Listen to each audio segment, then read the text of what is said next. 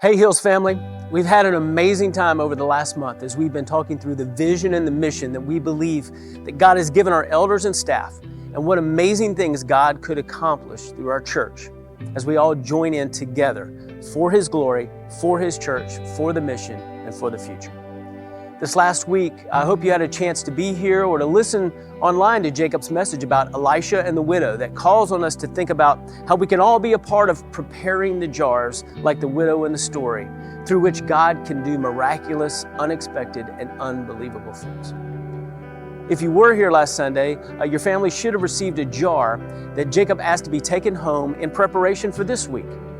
We're asking all the families in our church to pray, discuss, and consider a special offering to be made as a means of our church pledging and committing itself toward total surrender and faithful sacrifice over the next year to the mission and the vision of God for the Hills. If you haven't yet begun that step in discipleship of giving to the work of the church, now is a great time for you to jump into that life of faith and obedience.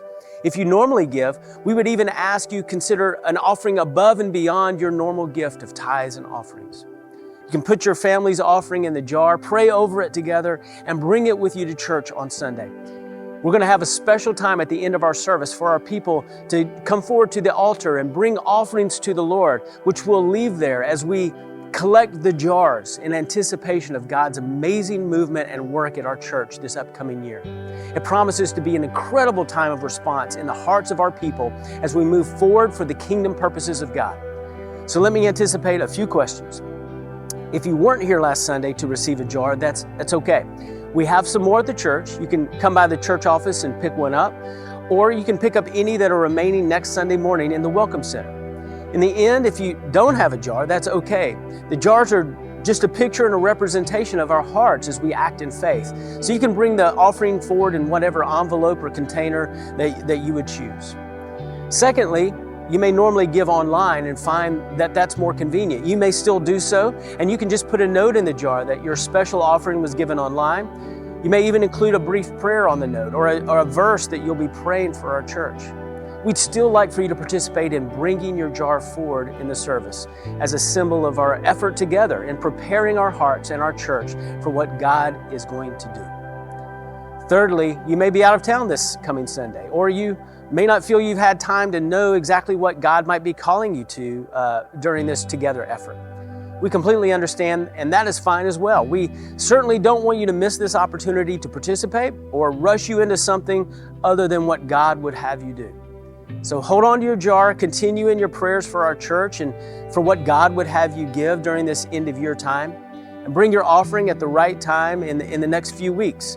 This Sunday is just the beginning of this season of generosity toward this Together initiative, and we'll continue collecting together offerings through the end of the year. Finally, you may have missed some of the Together series or still have questions about all the things that we've talked about regarding our mission and vision. So let me invite you to go to our Together website page. It's lifeatthehills.com/together. There you'll find a video from Pastor Jacob talking through some of the high points of the initiative. There's messages from the series, testimony videos that have been shown, and there's going to be a place you can share your own stories as God works in your life over this next year. Any additional questions can always be sent to us by email at ministry@shirleyhills.org. This is such an important season of response in our church's life, and we're praying that God would call our people to greater generosity and sacrifice than ever before. But we're also praying that it goes beyond just this one-time special offering into a lifestyle of kingdom-minded and vision-driven stewardship in our people for God's glory, for His church, for the mission that He has given us, and for the future He's promised as we remain faithful. So we ask you to pray for a few things between now and Sunday. Pray that God would speak clearly in your heart and mind, how He would call you to participate in this offering this week or over the next few weeks. Pray that the Spirit would prepare your heart for God's movement in your life, in your family's life, and in the life of our church over this next year of Together. Pray that our church would know a spirit of unity in its mission and its kingdom purpose more than it ever has, and we would fully invest time, talent, and treasure in the work of God through the Hills.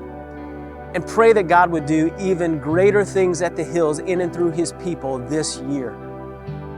There's much to accomplish for His glory and His kingdom, and we believe that we can see God do far beyond what we can ask or think at the hills if each and every one of us will surrender to His purposes in our lives and in our church, and if we commit fully to doing it as His people together.